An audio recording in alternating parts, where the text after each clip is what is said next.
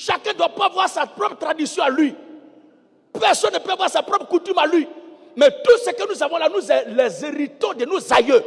Et nous, les chrétiens, nos pères sont les apôtres du Seigneur Jésus-Christ.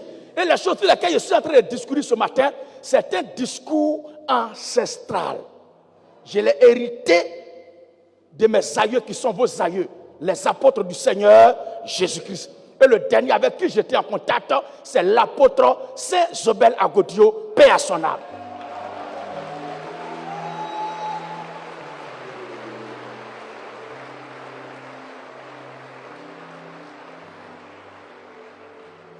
Et cette même tradition, cette même coutume, cette même doctrine, cette même éducation vous est transmise ce matin.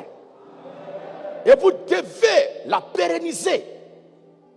Vous devez la garder jusqu'à votre dernier souffle.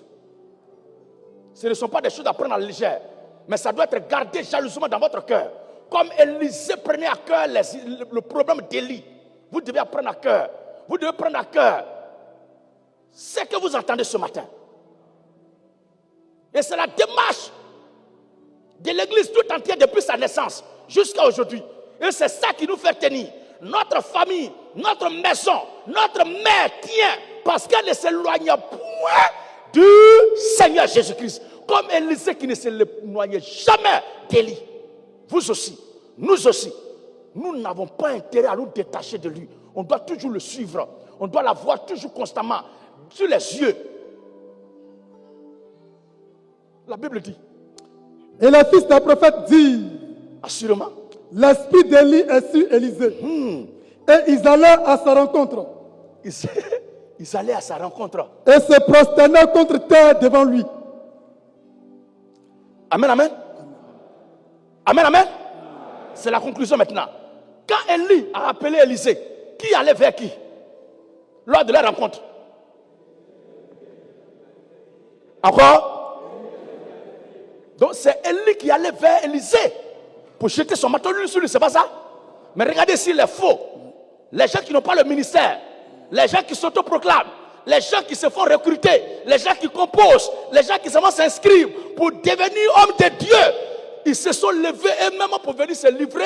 Et ils allaient à sa rencontre. Ils viennent se mettre au service d'Élisée volontairement. Mais regardez leur premier pas, qui montre que le comportement, la vision de l'être humain, le choix de l'humain, l'orientation de l'homme est toujours opposée à celle de Dieu. Parce que si c'est Dieu qui t'envoie, il t'accorde la révélation de ce que tu dois faire pour lui. Mais quand ce n'est pas Dieu, toi-même tu fais un effort. Parce que tu as force aussi, tu es créé. Moi aussi, je suis un homme de Dieu. Quand je parle, je chante la gloire de Dieu. Et puis il tord sa bouche. Je chante la gloire de Dieu sur ma vie. Et cette gloire de Dieu, je la déclare sur vos vies ce matin. Alors chacun n'a qu'à venir semer. Prenez maintenant ma serviette qui est là. Et suivez-vous. Et venez semer. Venez semer. Venez prendre chaque prochaine de ma main. C'est 50 000 euros. C'est rien. C'est 10 000 euros. C'est rien. Bâtard. Abat le prophète Anaker. Abat le prophète escroc. Abat le prophète de Baal.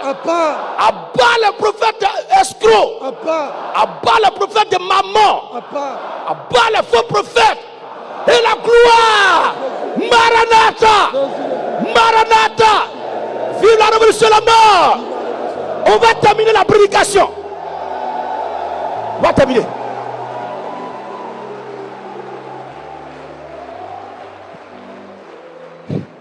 Regardez maintenant. Et ils allaient à sa rencontre. Regardez la proposition humaine.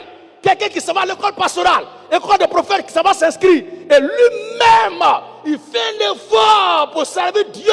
Il fait un effort pour apporter la révélation à Dieu. Il fait un effort pour apporter la révélation à... C'est-à-dire que lui voit plus clair que Dieu. Il y a certaines choses que Dieu ne maîtrise pas trop. Dieu n'a pas trop de lumière sur ça là. Mais lui, il apporte la révélation à Dieu. Les 5 choses que Dieu ne connaît pas. Vous ne voyez pas encore ce que je suis en train de dire là. Oh. Alléluia. Il prêche, il y a des choses que Dieu ignore. Et il se donne rendez-vous pour aller révéler les choses que Dieu ignore. C'est-à-dire quoi? Moi, ma voiture qui est fabriquée, il y a les choses que voiture là, j'ignore d'elle. C'est ça? Il nous enseignera sa loi. Il nous donnera la révélation de sa parole. Parce qu'il est notre manne caché qui se révèle à nous pour nous nourrir chaque instant quand besoin se présente. Et cela s'apportera chaque jour quand il descendra au milieu de son peuple. C'est lui qui agitera certainement cette eau de la parole pour que nous soyons bien nourris. Est-ce que les saints, les aigles de Dieu comprennent? On termine la prédication. Et ils allaient à sa rencontre. Ils allaient à sa rencontre. Et se prosternaient contre terre devant lui. Ils se prosternaient contre terre devant lui. Il lui dit, regardez. Voici. Bon. Entre vous et lui là, qui doit parler, qui doit enseigner? Ils sont pressés à parler. Ils sont pressés à avoir révélation. Dès qu'ils voient un ministère placé par Dieu aller bien, ils regardent en même temps que c'est propre. Ils viennent en même temps. Et qui vient, c'est en même temps. L'homme de Dieu, il essaie un appel de Dieu sur ma vie. Tais-toi, bâtard. Voici ces gens-là. Ils commencent à faire des propositions à l'homme de Dieu. Oui, il lui dit, voici, il y a parmi tes serviteurs. Et mais se propose, il y a parmi tes. Vous êtes ses serviteurs depuis quand?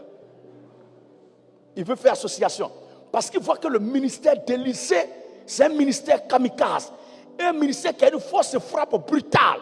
Un ministère qui ne compare pas avec n'importe quoi. Un ministère éprouvé. Un ministère qui a souffert. Un ministère qui a traversé les difficultés. Et qui est maintenant manifesté, glorifié par Dieu. Quand il était en train de souffrir aux côtés d'Élysée, il était en train de souffrir aux côtés d'Élie. Il subissait tout. Il pleurait. Il ne dormait pas la nuit, il ne mangeait pas. Il marchait même pour aller parler. Il suivait partout Élie où Élie l'envoyait. Et il ne voyait pas tout ça là. Quand il partait en prison, quand il était méprisé, quand il était rejeté, quand il était traité de tous les noms, il ne voyait pas tout ça là. Mais c'est le jour de sa glorification, de son retour du Jourdain, qu'il voit maintenant une démonstration spectaculaire sur les yeux. Et ce sont eux qui s'approchent pour faire proposition. Homme de Dieu, il y a un ministère, une assemblée de 450 personnes. Je vais les laisser pour venir te suivre. Mais quelle proposition qu'il me fait?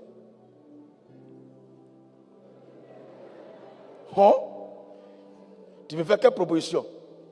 Et Joshua lui a dit, moi-même là, que tu vois là, j'étais un faux pasteur comme toi. Il a tout laissé aujourd'hui pour suivre la voie du Seigneur. Il dit, tu m'attaques pourquoi? D'ailleurs, il ne me fait plus baptiser, il m'a fait. Et c'est comme ça il est parti. Et nous lui disons, bon vent. Parce que nous ne pouvons pas collaborer avec n'importe quoi. Un jour, on parlera sur ces 50 là. Mais on va lire la dernière partie